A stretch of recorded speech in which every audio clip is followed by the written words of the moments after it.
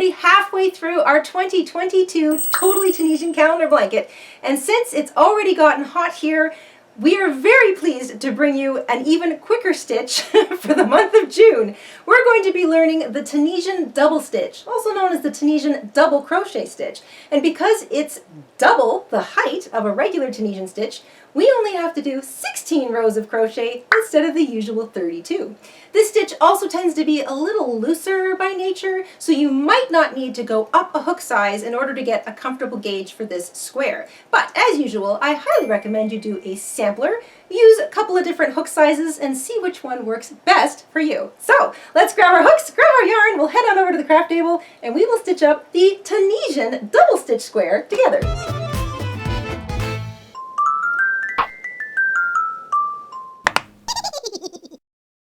For our Tunisian double crochet square tutorial, you're going to want to use the same yarn you've been using all along. I'm using a size 4 medium weight 100% acrylic yarn. You want 100 yards approximately in total for the whole square. That includes the square pattern and the border. That works out to about 90 yards for the square and 10 yards for the border. I'm going to be using the same color for my square and my border today. It's this sage green. You want a pair of scissors, a yarn needle, a Tunisian crochet hook, your long Afghan hook. I'm using a 5.5 millimeter hook for this project, and this is optional, a smaller regular sized 5.5 millimeter crochet hook, also known as an I or a 9. This is to work the border. I find it comfortable to switch back to that at the time that we do the border. And once you've got all that together, we can get started. Please visit our shop and purchase a pattern. It helps support our show, and we'll put a link to our shop in the description box down below. As usual, I recommend making a little sampler before you get started on the full square. So this is 6 stitches by 3 rows. The Tunisian double stitch is double the height of a regular Tunisian stitch, so we only have to do half the number of rows we normally would. And I've chained 7 to start because we begin the actual foundation row, the first row of the pattern, in the 3rd chain from the hook. I'll explain that in the pattern. So 6 stitches by 3 rows, that's my little sampler. And the rows are easy to count. You have 2 options. You can count the full stitches on the left side if you're right-handed, the right side if you're left-handed. 1, 2, 3, that's 3 rows. You can easily count your stitches, 1, 2, 3, 4, 5, 6. Because they're tall, you pull it apart a little bit and you can see them. We chain 1 at the beginning of every row, so every 2 chains you see running up the side of your little sampler, or even your square, every 2 chains will represent 1 tall stitch, or 1 double stitch. 1, 2, 3, 4, 5, 6. So that's 6 chains. That means we've done 3 full rows. So that's 2 ways to count your rows, easy to count your stitches. I do recommend doing the sampler because it'll help you get comfortable with the pattern, and once you're comfortable with it, we can get into the full square. Like all of our Tunisian crochet squares, we are going to begin with a slip knot on our Afghan hook. Unlike all of our other squares, we're going to chain 39 to begin. So we usually chain 38. We're chaining 39 because we need an extra chain for turning at the end of every row of this pattern. So if you're working on this pattern and you've made a custom number of chains for your squares, or if you're just using it for a completely different project, you want to chain 1 extra at the end of your foundation chain row for turning. Once you have 39 chains, 1 more chain than we normally chain, we will begin our first row of the Tunisian double stitch pattern. We're going to skip the first 2 chains from the hook, find the 3rd, and we're going to start what looks like a very normal double crochet stitch. Yarn over, pick up a loop in that 3rd chain from the hook. You'll have 3 loops sitting on your hook. Yarn over, pull back through 2. Pull back through 2 loops. And there we go. These 2 turning chains, or just the 1 chain here extra, that represents a half worked double crochet stitch for the end, and there it is represented by loop number 1. Loop number 2 has a half worked double crochet stitch sitting below it, and this is what it's going to look like all the way across. So let's find the next chain, here it is here, and start a Tunisian double stitch. Yarn over, pick up a loop in that next chain, yarn over, pull back through 2. So there's a half worked double stitch and the loop on your hook. So you've got 3 loops, you've worked 3 stitches so far. Remember that little extra turning chain, that counts as a Tunisian double stitch. And we'll look at that a little bit better at the end of the reverse pass. One more, yarn over, pick up a loop in the next chain, yarn over, pull back through 2. 1, 2, 3, 4 half worked Tunisian double stitches. 1, 2, 3, 4 loops on our hook. You're going to do this in each chain all the way across. Yarn over, find the next chain, pick up a loop, yarn over, pull back through 2. So we are working half a double crochet stitch for each chain all the way across. Each of those half worked double stitches will be represented by a loop sitting on our hook. And by the end of the row, you should have 38 loops sitting on your Afghan hook and 38 half worked stitches, including that little chain 1 that counts, sitting beneath them.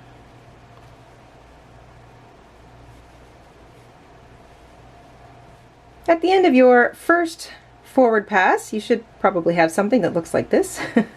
Just unravel it, count up your loops. You should have 38 of them there on your hook, and a little half worked double crochet stitch sitting underneath each of those loops. The reverse pass for every single row is standard. It's just like all the other reverse passes we do. We begin with a yarn over and pull back through the first loop only. Yarn over, pull back through the next 2 loops. Yarn over, pull back through 2. Yarn over, pull back through 2. I find it helpful to move my thumb and fingers along as I go so that I'm holding on to the actual 2 loops that I'm manipulating. I'm sort of pulling this way as I'm pulling the hook in the opposite direction. I find this helps make the reverse pass a little smoother, a little easier to do, so I just keep moving my fingers as I go. Yarn over, pull back through 2, a standard reverse pass. At the end of your reverse pass, you'll be back to 1 loop on your hook, and you should have 38 stitches all the way across. It's easy to count them. You can pull back, sort of pull it into a bit of a square, and you should see the spaces between them. There's that familiar vertical bar, just like the Tunisian simple stitch. There's the top of the double crochet will have a little vertical bar. There's the first vertical bar of the row, and it will always be used up by the chain and the loop sitting above it. So every row begins with a chain 1. So this chain 1 is half a Tunisian double stitch. So it's kind of like an equivalent to the half stitches that we create as we work along our forward pass. So every single row actually begins, after you chain 1, in the second vertical bar. So always look for the second vertical bar, because the first one is already taken care of. Yarn over, find that next vertical bar, slip your hook through it, so we're staying on the front side of our work, pick up a loop, and then yarn over and pull through 2 loops on your hook. So there's the chain 1 that counts as a half stitch or a half double crochet under loop number 1, and there's a half double crochet sitting under loop number 2. There's the next vertical bar. If it's hard to see, just pull it apart. Easy peasy, there it is. Yarn over, slip your hook through it, remaining on the front of your fabric. Pick up a loop, yarn over, pull back through 2. And there's 3 so far. And you can see them sitting on top of those vertical bars, just like that. Yarn over, find the next vertical loop, pick up a loop, yarn over, pull back through 2. Yarn over, find the next vertical bar, pick up a loop, yarn over, pull back through 2. It's the same process all the way across, and it's the same process for every single row. Now, if you find that you've got extra loops on your hook, it's very possible that you forgot to do the half double crochet part, or the half of a double crochet part. So if you pick up a loop in the vertical bar and you forget to do this part, yarn over, pull back through 2, then you'll have an extra loop on your hook for the double crochet that you forgot to work half of. So it's good to stop every once in a while, take a look at it. 1, 2, 3, 4, 5, 6, 7. I've worked 7 stitches so far. 1, 2, 3, 4, 5, 6, 7. I can clearly see those 7 stitches sitting beneath it. 7 loops on the hook. I know I'm in good shape. There's the next vertical bar, pick up a loop. If I didn't work it, you'd see a half a stitch, sort of. There's no actual stitch worked. It would be lower than the one next to it, and I'd have 2 loops on my hook that looked awkward. So don't forget to work the first half of that double crochet before moving on.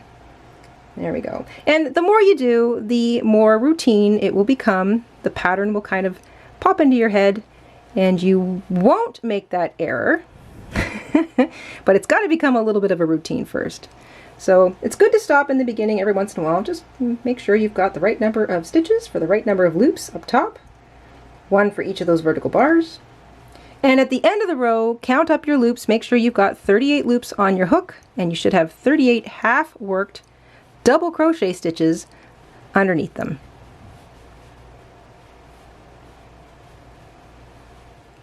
When you get to the end of a row and you want to work your 38th stitch, you're going to find the last vertical bar, and you have 2 options here.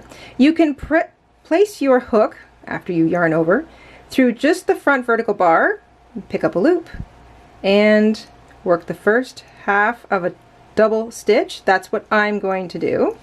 Or, I'm going to take that out. You can yarn over and place your hook through those 2 edge loops. So you see there's a bar, your vertical bar, and there's an edge loop, and then pick up a loop, yarn over, and pull back through 2. So you can work the 2 edge loops as opposed to just the vertical bar. All that does is create a running stitch up the other side. Some people kind of like the way that looks. You can do either or. I'm going to be literally lazy. I find it easier as I'm zipping along to just yarn over, grab that first bar, and work my final Tunisian double stitch into it, and it will not affect, so either decision you make, it won't affect how the border goes on. So you can use just the front vertical bar, or you can use both loops. It's entirely up to you. Either way, you want to count them up. Make sure you have 38 loops on your hook. You'll have a half worked Tunisian double stitch under each of those loops. If you have more loops, it's like I said, you may have yarn over, picked up a loop, and forgot to work the first half of a double crochet stitch, so you want to kind of go back and see where you may have made that error. If you have fewer loops on your hook, 2 things could have happened. You may have skipped over a vertical bar, so you may have missed a vertical bar and adding a stitch in it, and that would be pretty easy to see if you pulled apart. Just look for a vertical bar that's missing a stitch in it. Or you forgot to yarn over before you picked up a loop, but you still worked the first half of a double stitch, in which case you've worked into a half a double stitch that you'd made previous. And then once again, you're just going to want to kind of take out your stitches until everything looks right. Those are the commonly made errors, but once you get comfortable with the pattern, you won't be making any. Reverse pass is the same. Yarn over, pull back through the first loop only. Yarn over, pull back through 2, yarn over, pull back through 2, yarn over, pull back through 2, all the way back until you're left with a single loop on your hook. At the end of a row, you'll be back to 1 loop left on your hook. You can sort of pull it into a bit of a square and see your work so far. This is 2 complete rows of the Tunisian double stitch, and it is quite tall. This looks like a row, this looks like a row, this looks like a row, and this looks like a row if we were doing a regular Tunisian stitch. But because we know that every 2 looking rows is actually 1, 2 rows equals 4 of a regular Tunisian stitch. Or you can count up the little loops at the side, 1, 2, 3, 4 chains running up the side, divide by 2, 4 divided by 2 is 2, so that way we know we've worked 2 complete rows. Or just sort of grab the edge stitches here. There's 1, that's 2 rows. Easy peasy. Because this is such a tall stitch, we're only going to work 16 rows in total for the entire square, as opposed to our usual 32. Every row begins with a chain 1. That counts as the first half worked Tunisian double stitch. The actual pattern begins in the second vertical bar. Yarn over, slip your hook through the bar, pick up a loop, yarn over, pull back through 2. So there's 2 stitches and 2 loops. Yarn over, pick up a loop in the next vertical bar, yarn over, pull back through 2. There's 3, yarn over, pick up a loop in the next vertical bar, yarn over, pull back through 2. there's 4, and so on. Same stitch for every single vertical bar all the way across. The reverse pass is the same for every single row. Every single row is the same, and you're only going to do 16 rows in total. So I will see you at the end of row 16.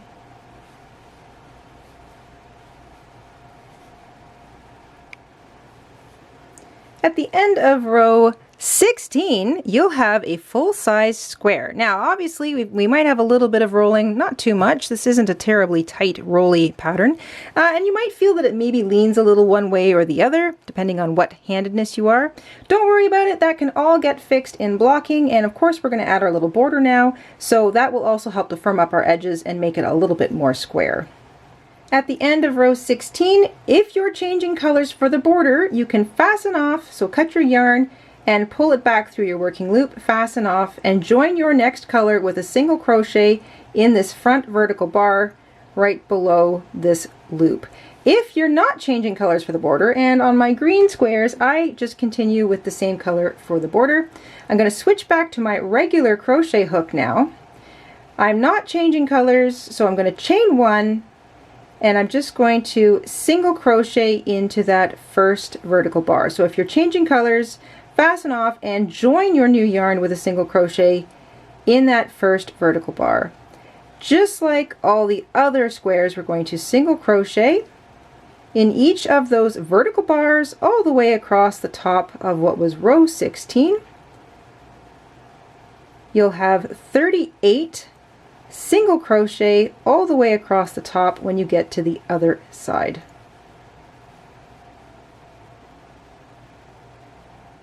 Across the top, you'll have 38 single crochet stitches, the last one being worked into the last front vertical bar. For the corner, we chain 1 and then into the same vertical bar, single crochet. And this becomes the first single crochet worked down the first long side of your square. We have 16 rows. We want to work 2 single crochet per row edge all the way down, and then a single crochet into the foundation chain row. So we'll have 33 single crochet in total. The first one's already been created. This is where I like to put them. So the front vertical bar gets 1. I skip over the first part. So remember, we half double crochet as we worked across a forward pass, and it creates this little half a stitch. So there's a sort of a slightly curving middle loop, and then there's the side loop over here, or the 2 loops below it. I'm going to skip over that loop that sort of curves and go to the outside loop edge of the bottom of that stitch, and I'm going to use that. That's a vertical bar, that's a vertical bar, which means this is a vertical bar. You can see it because your last stitch in the row is worked into it, so it'll be sort of sitting up a little bit. That's the first single crochet for the row edge. Here's the bottom half of that double crochet stitch. I'm skipping over that little sort of curving bar or loop, and I'm going to the one that sits next to it that's on the outside. This is where I'm putting mine. So I want to make sure I get 1 single crochet into the vertical bar edge, easy to see because you worked a stitch into it, and then 1 single crochet into the bottom half of the double crochet. I'm going to work it into the same place every single time, but you can do this however you want. You want to get 2 single crochet into the row edge, so use that vertical bar, and then 1 of the loops of the edge of the double crochet, and I'm going for the top loop, so not that curvy one, sort of the second one that sits behind it, but I'm just grabbing the 1 loop, and it's 2 single crochet per row edge. I'm using the front loops, which creates just a nice little bit of a line down the side, and all the way down, so that's 2 per row edge plus 1 in the foundation chain row. That'll be 33 single crochet all the way down the first side.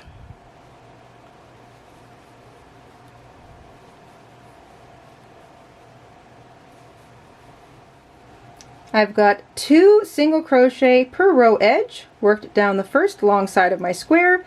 I am now down to my foundation row, so this is where we started. I'm going to work stitch number 33 right into that first foundation chain.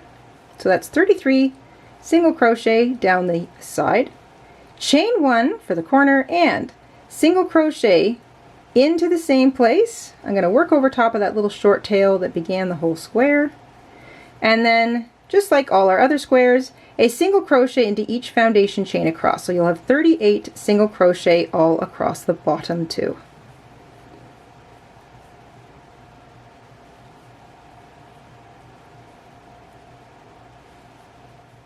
That's 38 single crochet across the bottom. The last one's worked into the last foundation chain. Chain 1 for the corner, work a single crochet into the same place, and then it's a single crochet in each front loop all the way up the last side. So I love the last side, the home stretch. It's always easier to see because you've got that nice little chain stitch running up the edge. You're going to grab the front loops only all the way up, and you're going to grab every single one because remember there's 2 loops for each stitch. So you'll have 32 front facing loops all the way up the last side of your square. So front loops only, 1 single crochet per loop. You'll have 33 in total running up the edge, and this is going to create that nice little kind of edging on the back. And I'll see you up at the top. Your last single crochet will be in the same front vertical bar, so this one right here that your first single crochet was worked into.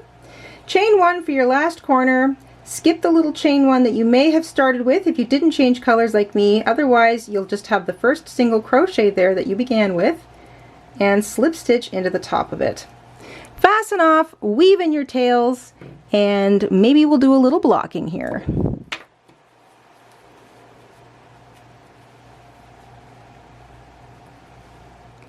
I am just lightly hand blocking this square. So I find that it's pretty much exactly the right size. It's not rolling on me. It's a little bit sort of sideways, leans a little tiny bit, but not so much that it's a problem for storage.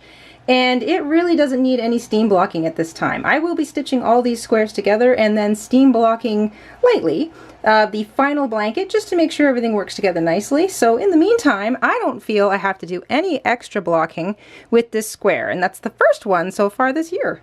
So not only is it a nice tall stitch where we get to do 16 rows instead of 32, but it doesn't even really require blocking. Nice break, I'd say. Perfect for the summer months ahead. We hope you enjoyed working up the Tunisian double stitch with us this month, and we will see you soon here on the Jayda and Stitches show. Until then, stay safe, stay crafty, stay cool, and have a great week. Bye, everybody. Hi, everybody. Mr. InStitches here. Thank you for watching today. Here are some of our other videos you might be interested in. Oh, and don't forget to subscribe.